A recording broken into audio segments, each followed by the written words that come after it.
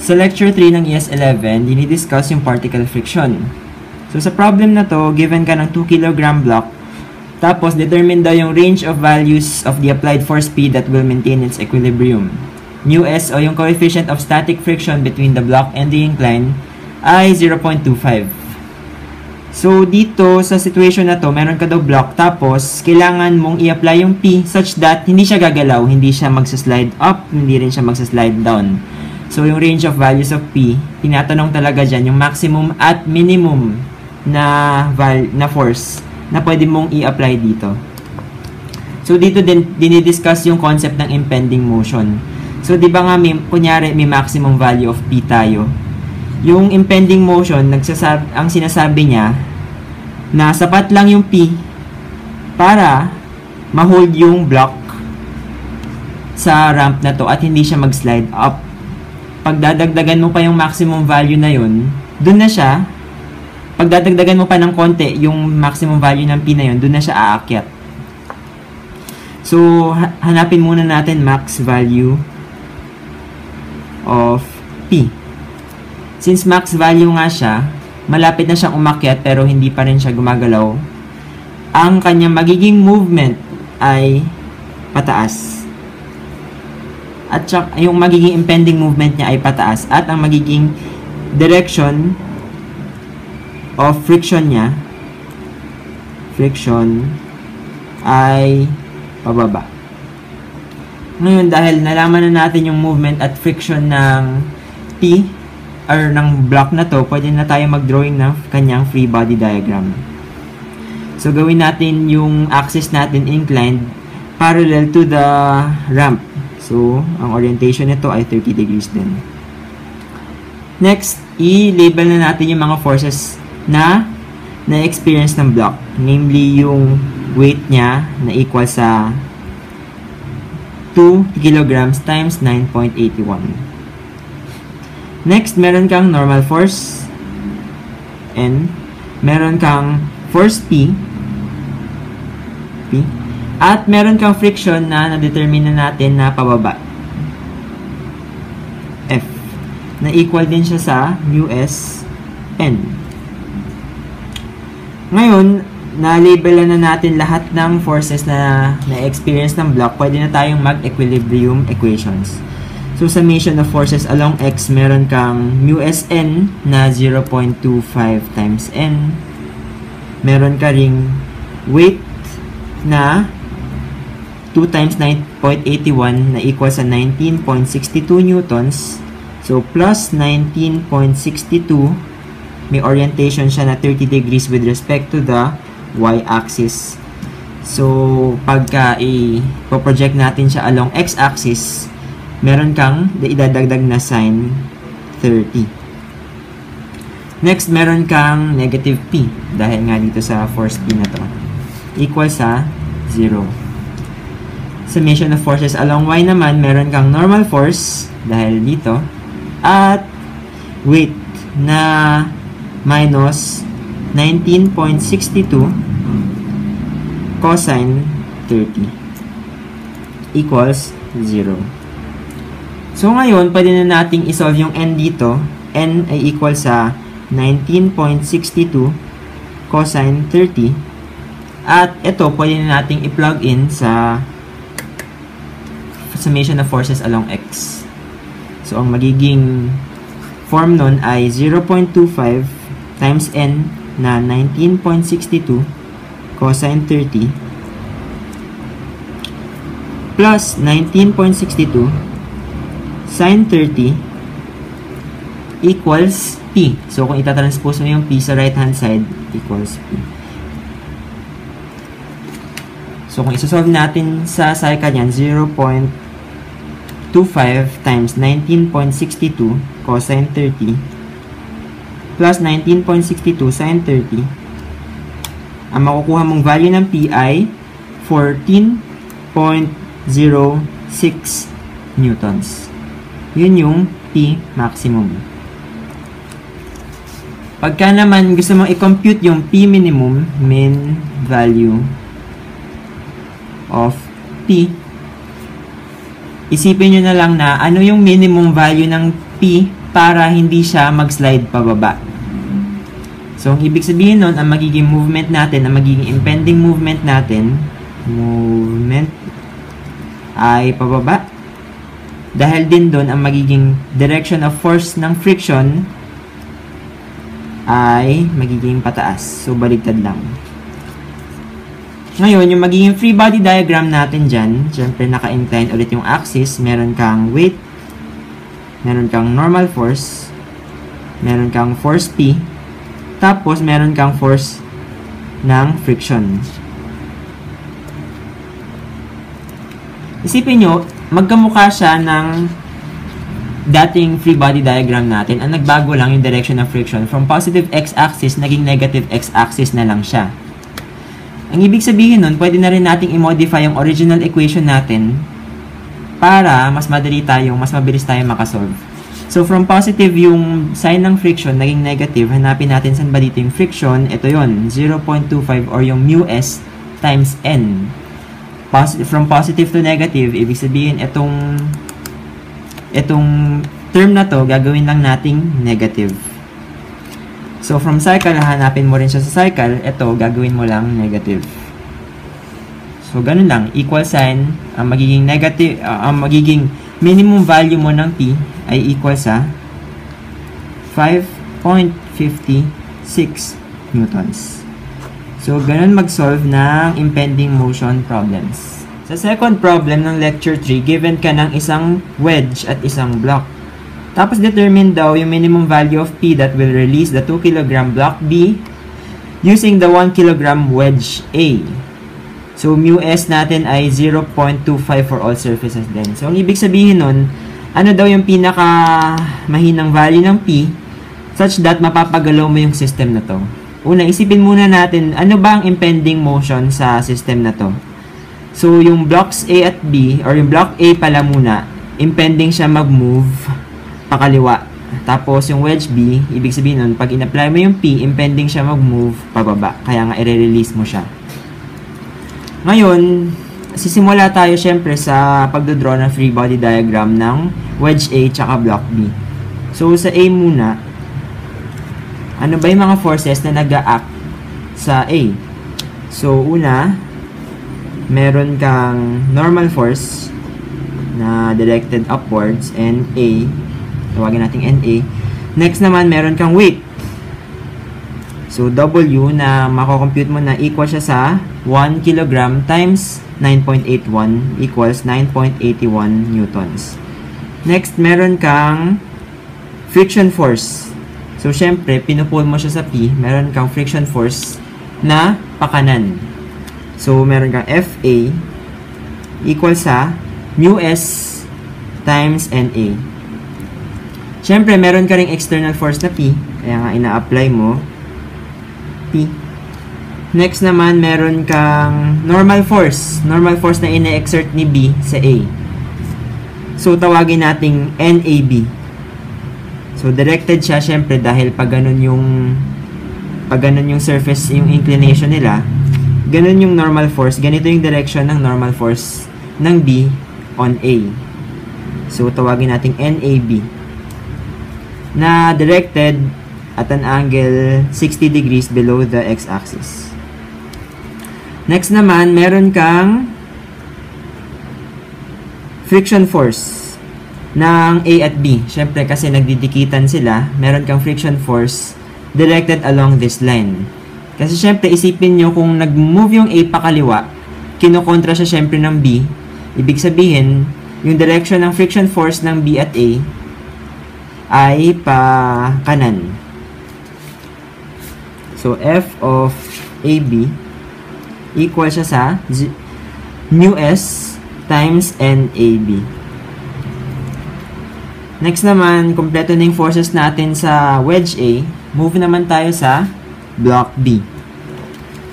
Sa block B naman, meron tayong weight na equal sa 2 kilograms times 9.81 equals 19.62 newtons. Next, meron tayong normal force, or hindi pala to normal force, meron tayong friction force ng B. Kasi syempre, pababa yung direction ng B, Ibig sabihin nun, friction force mo pa taas kasi kinokontra nga niya yung direction ng motion. FB equals sa mu S and B. So, ano pa? Meron ka ring normal force. Siyempre, meron kang normal force ng wall sa B. So, NB. Tawagin nating NB. Next naman, yung reaction forces. Dito, yung forces na sinishare ng A at B, meron kang normal force, NAB. At saka, meron kang friction force, FAB.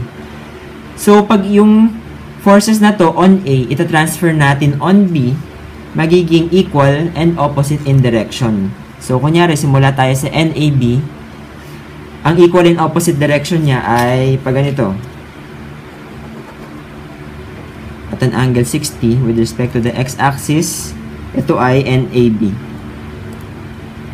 Next naman, FAB, na ganito yung direction, 30 degrees yung orientation niya. Ang magiging equal and opposite reaction niya on B ay ganito. FAB na equal din sa mu S NAB. So next, tapos na nating ilista lahat ng forces na nag-a-act sa dalawang bodies.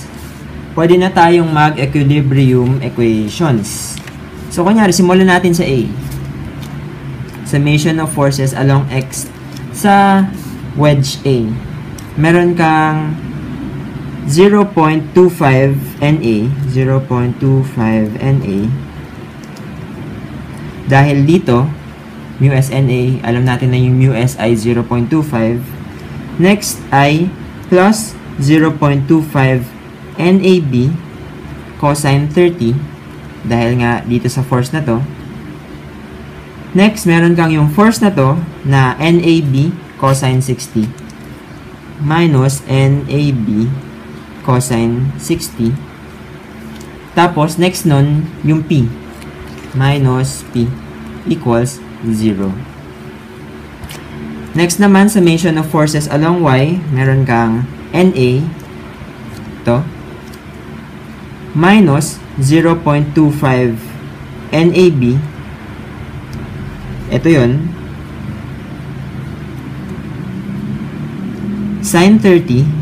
Dahil nga oriented siya 30 degrees below the x-axis, minus NAB sine 60 dahil nga dito sine 60, tapos minus 9.81 dahil dito sa weight na to equals 0.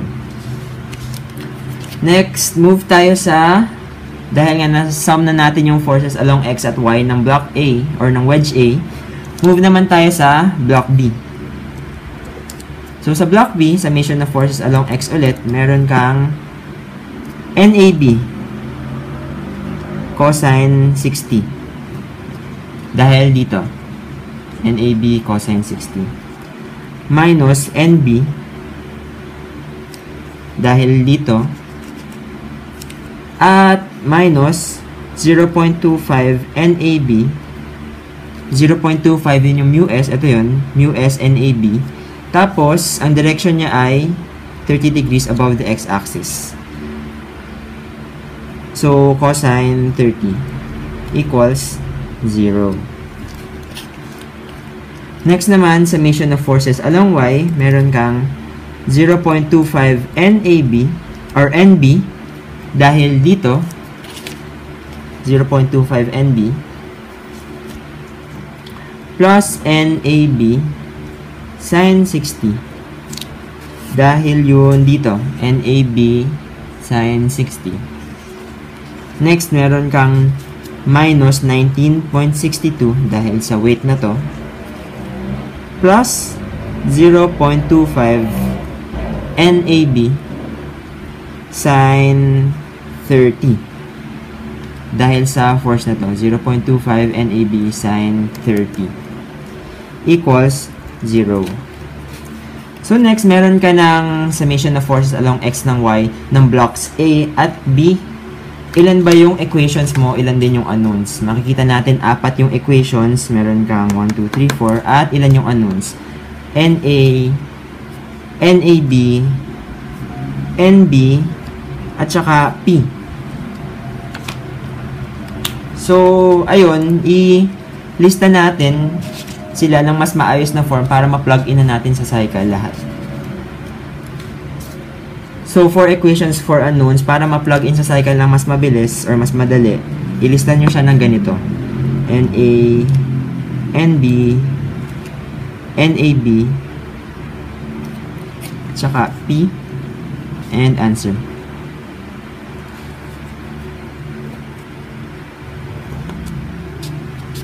So, ganyan. So, ang gagawin dyan, ililista natin dito yung coefficients ng NA, NB, NAB, tsaka P. Tsaka yung right-hand side niya para ma-plug in ng madali sa cycle. Since kaya naman ng cycle natin ng 4 equations for unknowns. So, dito, ano ba yung coefficient ng NA? Meron kang 0.25. So, lista mo na, 0.25. Sa NB naman, wala namang NB dito sa kahit anong NB sa equation na to. So, 0 yung kanyang coefficient. Next, yung NAB, meron kang dalawa. So, 0.25 cosine 30. Dahil dito, 0.25 cosine 30 minus cosine 60. Tapos, yung P mo, ang coefficient ng P, negative 1. Right hand side niya, 0. So, next naman, second equation, meron kang NA na 1. 1 yung coefficient. NB mo, wala ka ulit NB dito sa equation na to. So, 0. NAB mo, meron kang dalawa ulit. So, negative 0.25 sine 30. Dahil dito. Minus sine 60. Dahil dito. Tapos, yung P mo, wala kang P sa kahit anong P sa equation na to. So, 0 yung coefficient ng P. Sa right-hand side mo, meron kang isang constant na 9.81. Pag ita-transpose mo to magiging positive 9.81. So, 9.81 no? Right-hand side niya. Next naman, sa third equation, meron kang wala kang NA. So, yung NA mo dito, 0. NB mo, meron kang negative 1. NAB mo, dalawa ulit.